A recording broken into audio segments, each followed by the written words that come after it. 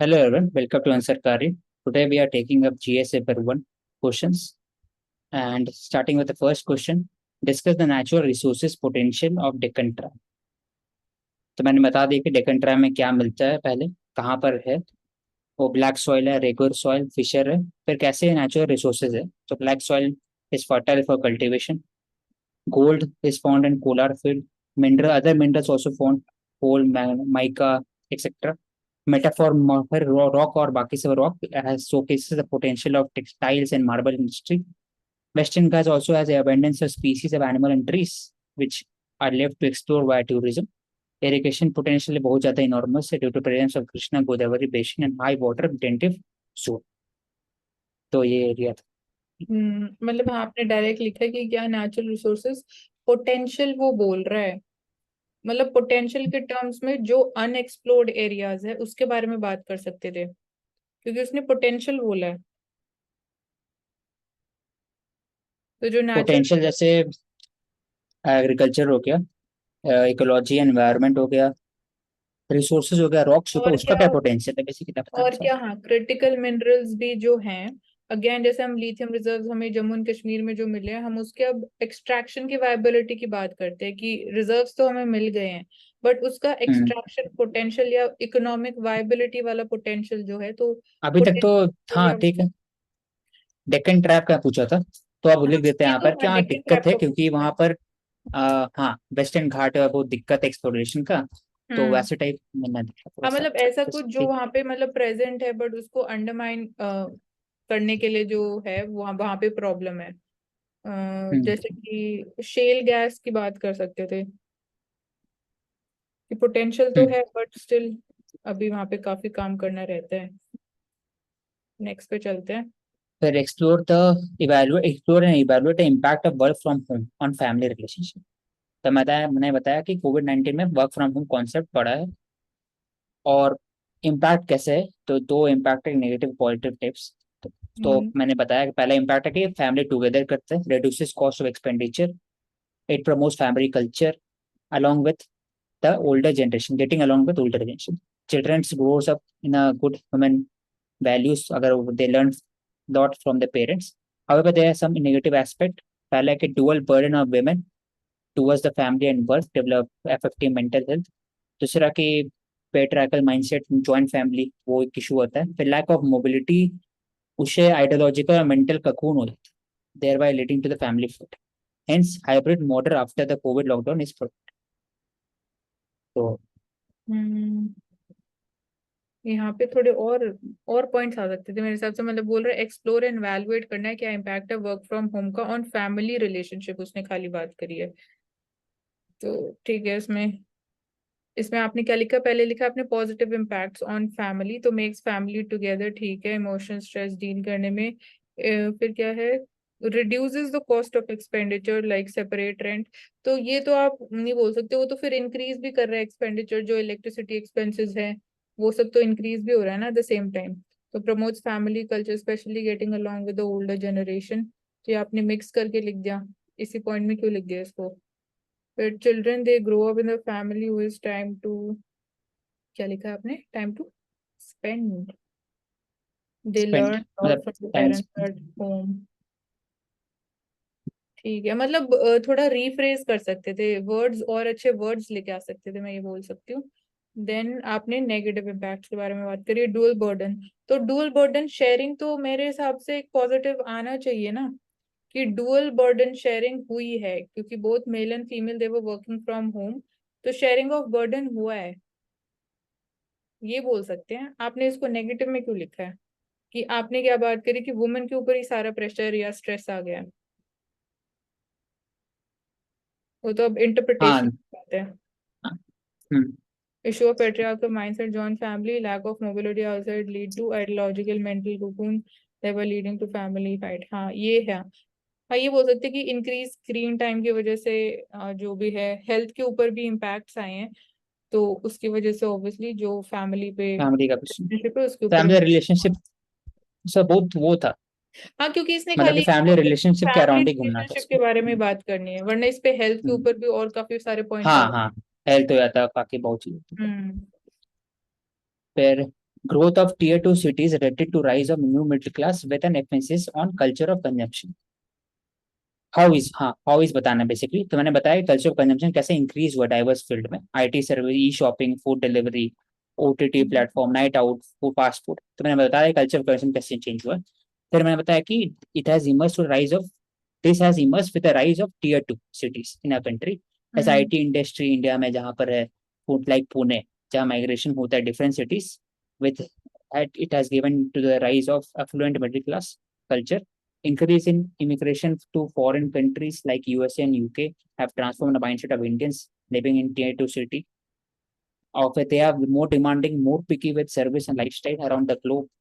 Thus, over the years, like e-commerce industry, food delivery, OTT have proliferated. They are now aware citizens who keep in touch with the events around the world. At the same time, the demand of better lifestyle back at home. With increasing demand, new industry grow creating to the demand. The basic उसी पर। ठीक है, so how's the growth of tier 2 cities related to the rise of new middle class with an emphasis on culture of consumption? ठीक है, consumerism की बात करनी है और आपने स्टार्टिंग में चार्ट के थ्रू बता दिया, तो उसमें आपने increased culture of consumption has increased into diverse fields, IT services, E shopping, ठीक है, ऑनलाइन स्ट्रीमिंग, ओटीटी प्लेटफॉर्म्स पे सब्सक्रिप्शन बढ़े हैं, नाइट आउट, फास्ट फूड, उनकी डिमांड, ठीक है, ये अच्छा है। मतलब आपने स्टार्टिंग में इसको थोड़ा डिवाइड करके लिख दिया, फिर आपने it these have emerged with the rise of tier 2 cities in our country. So IT industries, new cities, where migration from the different cities have given rise to affluent middle class. Increase in immigration की आपने बात करी, it has transformed the mindset of the Indians living in the, हाँ, तो मतलब यहाँ पे work from home वाली चीज की आप बात कर सकते हो कि स्पेशली आफ्टर COVID-19, हाँ, मतलब you can work for outside countries में यहाँ रह के, सेकंड फिर point. more demanding, more picky हो गया service lifestyle. Over the years, e-commerce industry services have proliferated. तो यहाँ पे आप ease of access की भी बात कर सकते थे कि ease of access increase हुआ because of all these e-commerce websites और food delivery system. So now where citizens help in touch of the, क्या लिखा है, touch of around the world, मतलब events touch है और same time they're demanding better lifestyle back at home with increasing demand, new industries grow. तो question क्या बोल रहा है, हाउ इज द ग्रोथ, तो इसने डायरेक्टली पूछा how is the growth related to the rise of new middle class. तो आपने बात करी कि न्यू मिडिल क्लास कैसे इमर्ज हो रहा है, ठीक है, वही है, मतलब इंटर रिलेटेड ही है, तो emphasis on growth of tier 2 culture. Cities जो आपने बताया ना कि कैसे एक्सेसिबिलिटी बढ़ गया है, वो नहीं है, हाँ, वो नहीं है। मतलब रोड्स ट्रांसपोर्टेशन वो बढ़ने से और जो फिर ऐड करते हैं, डिस्काउंट ये सब रहता है। कल्चर, डिस्काउंट थर्ड पॉइंट में होता है कल्चर, वर्क फ्रॉम होम, चौथा ज्यादा ईज ऑफ एक्सेसिबिलिटी और डिस्काउंट कल्चर की वजह से भी ज्यादा कंजम्पशन इंक्रीज डिस्काउंट। हुई है। ठीक है, next question. Women movement in India has not addressed the issue of lower strata, social strata. Substantiate your view. तो मैं बताया कि इशू ऑफ लोअर स्टार्टअप है क्या इंडिया में, ऐसे इक्वल वेजेस इन मनरेगा, cleaning, sanitation worker, rights of maids and helper, better remuneration for women farmer in terms of land title income, तो ये इशू ऑफ लोअर स्टार्टअप है। In India, women movement has largely focused on safety of women, domestic abuse, more remuneration of women, and position of power. But their focus has only percolated into the middle class and affluent section of society. Women have increased participation in politics, panchayat, सब जगह, लेकिन however the basic needs of the women have not been addressed in that lower strata. As women are empowered, tend to incorporate practical notion of duty and division of labor. Class out overcomes the gender problem. ये भी एक issue है, तो empower करना चाहिए at lower levels SHG और ग्राम सभा को, जहाँ पर उन्हें फाइनेंशियल एग्जीक्यूटिव डिसीजन देना चाहिए, तभी चाहिए। देखो यहाँ पे क्वेश्चन ठीक है। वुमेन मूवमेंट की बात कर रहा है, तो वुमेन मूवमेंट का तो आपने मेंशन ही नहीं किया, कोई एग्जांपल ही नहीं लिया। उसके बाद ये बोल रहा है कि लोअर स्टेटा तक नहीं पहुंचा, तो स्टार्टिंग में आपने जो इश्यूज भी लिखे हैं लोअर स्टेटा वुमेन के, इसमें आप हेल्थ इश्यूज नहीं लेके आए, आप अनीमिया का इशू नहीं लेके आए, तो वो एक मतलब मेजर इश्यूज है लोकल लेवल पे। आप फिर आप बात कर सकते थे लैक ऑफ इंस्टीट्यूशनल डिलीवरीज नहीं है, एंड डोमेस्टिक वायलेंस, वो आपने फिर भी लिख दिया। तो in India women movement largely focused upon, ये सारे एरियाज पे फोकस किया गया है, but the focus it is only percolated to middle class तक ही रहा and India has increased participation in politics देखी गई। मैं मतलब ये बोलूंगी एक सीक्वेंस नहीं निकल के आया आपके आंसर के थ्रू। तो यहाँ पे आप इसको ना ट्रेस कर सकते थे क्योंकि ये टाइम पीरियड की तो बात ही नहीं कर रहा है क्वेश्चन। वुमेन मूवमेंट्स जैसे मैंने स्ट्रक्चर किया है, मैंने प्री इंडिपेंडेंस टाइम से वुमेन मूवमेंट्स की बात करी है और उनके इम्पैक्ट की बात करी है और कैसे वो लोअर स्टेट ऑफ वुमेन तक नहीं पहुंच पाए, उनके जो इश्यूज है वो अनएड्रेस्ड हैं आज के टाइम में, तो उसको मैंने आज के टाइम तक ट्रेस किया है। आपने डायरेक्टली पहले इश्यूज लिख दिए तो आपका व्यू पॉइंट आना चाहिए था कि क्या वो एक्चुअली एड्रेस कर पाए नहीं कर पाए। आप इसमें ये भी लेके आते कि कुछ ऐसे वुमेन मूवमेंट रहे हैं जो लोअर स्टेट ऑफ वुमेन को बेनिफिट किए हैं, तो कुछ किए भी हैं, कुछ नहीं भी एड्रेस कर पाए, कुछ जो अपर क्लास तक है वहीं तक ही रिस्ट्रिक्ट रहे, तो वो बात करते हैं आप। ये थोड़ा लीनियर हो गया और इसमें वो फ्लो नहीं आ। हाँ, today globalization is generally said to promote culture homogenization, but due to this, culture specific appears to be strengthened in Indian society. तो मैं बताया कल्चर होमोजेनाइजेशन कैसे हो रहा है ग्लोबलाइजेशन से। तो 5 एग्जांपल मैंने से, तो ओटीटी क्रेज बढ़ा है, ड्रेसिंग सेंस सिमिलर हो चुका है, tie suit, fast food behaviour change हो सबका वैसे ही है। Similar architecture around the globe, glass building जैसे न्यूयॉर्क में भी सेम है, संघाई सब जगह।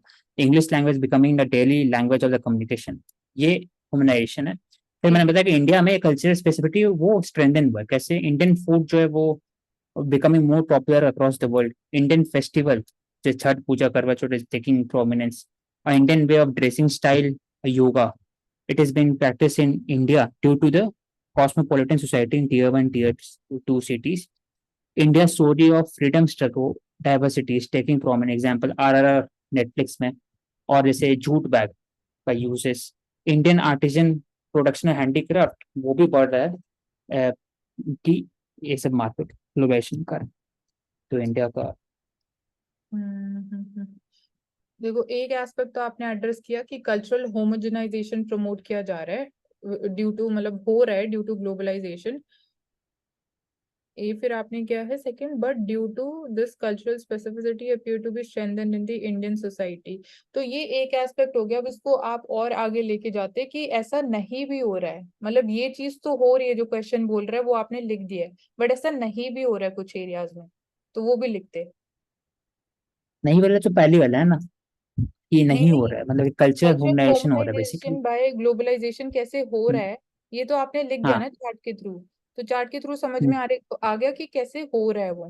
फिर जो आपने सेकंड हम्म एस्पेक्ट लिखा आंसर में, for India the cultural specificity is being strengthened, तो यहाँ पे भी आपने अगेन स्पेसिफिसिटी की ही बात करी है। इसमें नहीं हो रहा है बेसिकली, वो बात हाँ है। इसमें नहीं हो रहा है, थोड़ा सा है उसी जो लाइन पे जो मैं बोल रही हूँ।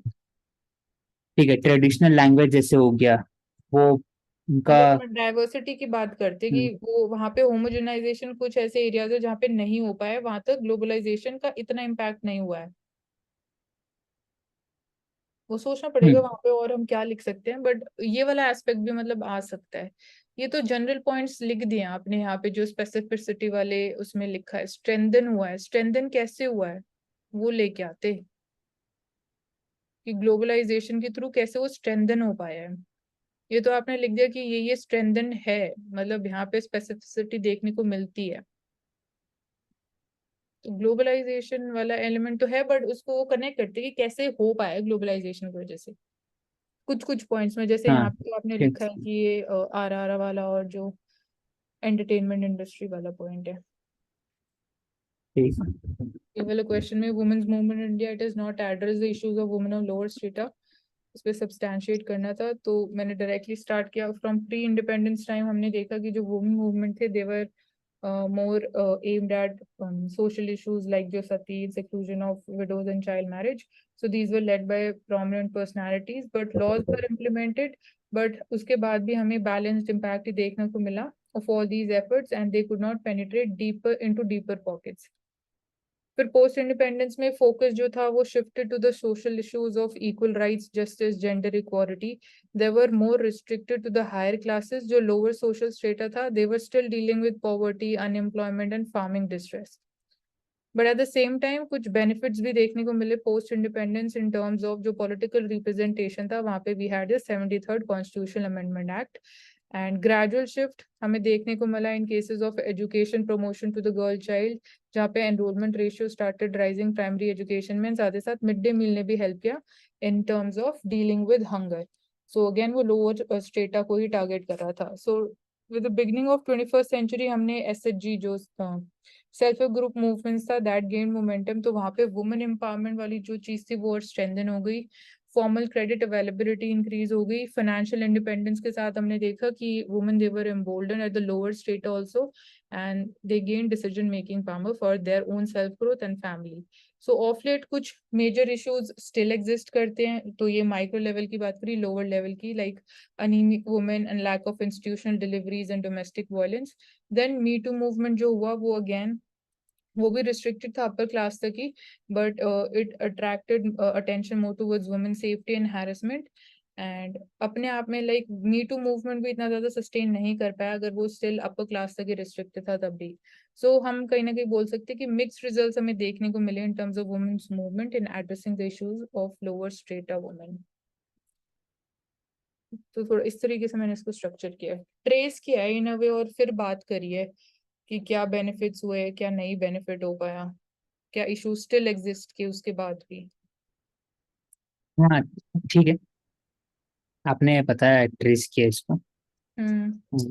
मुझे समझ में आया क्या बोलना चाह रहे हो, हाँ। लेकिन मैं यहाँ बताऊंगा कि आपका जो व्यू पॉइंट है ना, वो हाँ।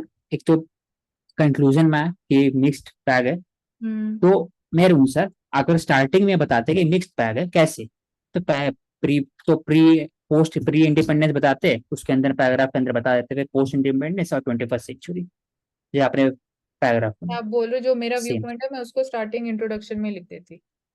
हाँ, कि डायरेक्टली लगता है कि हाँ मिक्स बैग है, फिर आपने बताया कि ट्रेस कर दिया pre post and twenty hmm. First century, उसके अंदर फिर आप जो डायमेंशन लिख के आए कि ठीक वो है। डीपर पॉकेट नहीं हो पाया। हम्म। और ठीक है, तो नेक्स्ट प्रवेश के आंसर्स हैं। सो वुमेन्स ये मूव, ऐसे कैसे हो जाता है तो छोटा और तुम्हारा तो फाइल साइज की वजह से है, पता नहीं कैसे भेज, तो उसका हमेशा बड़ा ही होता है। तो women's movement in India is not address issues of women lower state है, तो यही है इसमें। Women's movement in India is noteworthy achievement providing women a respectful dynamic and diverse. तो उसने पहले ही कंक्लूजन वाली चीज लिख दी है, कहीं ना कहीं जस्टिफाई कर दिया कि ही सेटिस्फाइड जितनी भी वुमेन मूवमेंट हुई है उनसे जो भी फायदा हुआ है, they have been able to provide respectful and dignified position to women, but still large section of women they are under represented. ठीक है, ये लिखा उसने। फिर काउंटर की कुछ प्रॉब्लम स्टिल एग्जिस्ट करती है, तो वेरियस रीजंस क्या हैं। limited approach to the movement till now, women's movement are centered around demands like political representation है, gender equality। ठीक है, in addition issues of lower strata women like guaranteed minimum wages, social security etc should be incorporated today।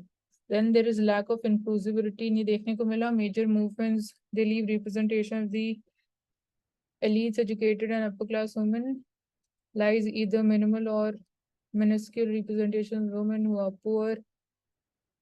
तो यहाँ पे example लेके आते हैं, example missing है वुमेन मूवमेंट जो हमें देखने को मिली।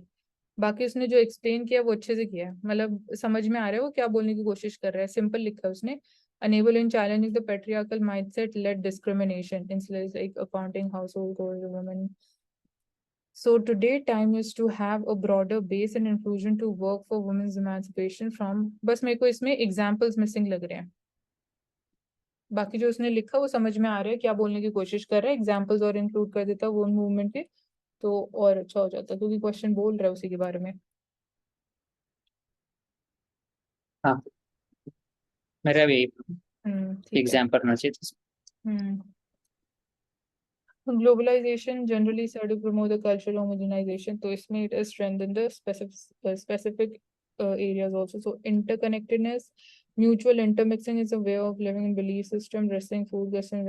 There are various examples of cultural homogenization led by globalization. So today in India, we are witnessing proximity to cultural specificities, which in large leading to complexities and rigidity in values like tolerance, cosmopolitanization, adaptability। तो ये बोल रहा है कि because of स्पेसिफिसिटीज complexities increase हो गई है। Complexities कैसे इंक्रीज होगी, मतलब ये मेरे को इतना समझ नहीं आया। रिलीजन में today in India what is wave of Hinduism more by various groups for more certain, मतलब स्टार्टिंग में मेरे हिसाब से ये इतना इंपॉर्टेंट पॉइंट नहीं है कि आप इसको सबसे पहले लिखोगे। Showcasing of the caste, various caste group specially wants to claim their caste superior, caste written on vehicles, caste based songs etcetera.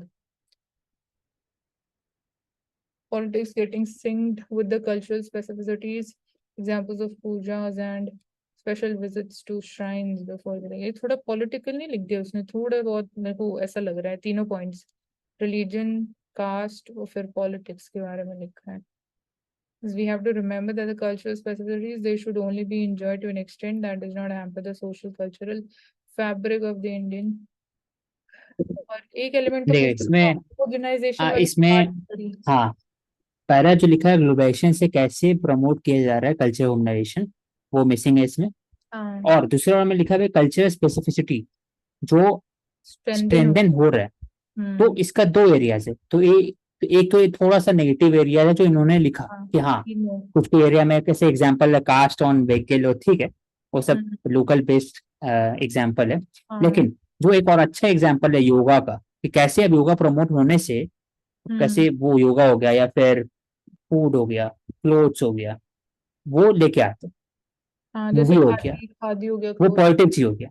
तो वो नेगेटिव चीज लिखते हैं थोड़ा सा कि हाँ ये सब होता है, लेकिन ओवरऑल जो स्पेसिफिसिटी है उससे कैसे हेल्प हो रहा है इंडिया का सॉफ्ट पावर इंक्रीज करने में, वो तो आना वो भी चाहिए। एग्जांपल लेते हैं।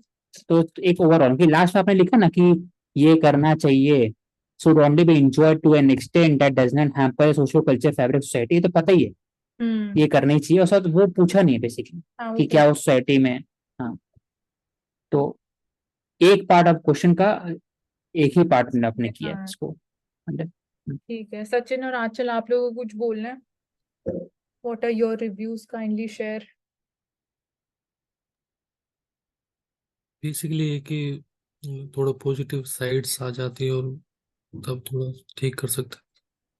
ठीक है, और मतलब आपको क्या डिफरेंस लग रहा है औशिक के आंसर्स, मेरे आंसर्स और प्रवेश के आंसर्स रीड करके? ओसी के एग्जाम्पल्स हैं, योगा वगैरह वगैरह और चीजें लेके आया, डायमेंशंस लाने की कोशिश की है।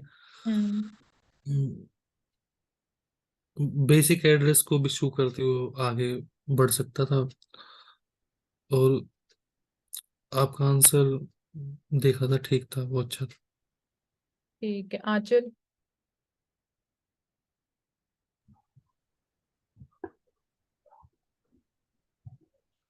कौशिक के में मुझे आज थोड़ा लगा कि पॉइंट जो है ना वो बिल्कुल जनरल जा रहे हैं, मतलब थोड़ा सा, मतलब सारे क्वेश्चंस में जो एक क्वेश्चन में बात निकल के आ रही है वही सारे, मतलब रिपीटेशन हो रहा है थोड़ा सा आज वाले आंसर्स में। ये वाले पॉइंट्स हम ऑलरेडी डिस्कस कर चुके हैं, तो फिर हाँ, वही मतलब मतलब ज्यादा क्या तो आप आइडियाज नहीं आ कीवर्ड्स चेंज करो। हाँ हाँ, तो वो एमर्ज नहीं हुआ। ठीक है, ओके, चलो, तो थैंक यू। मुझे ये लगा था।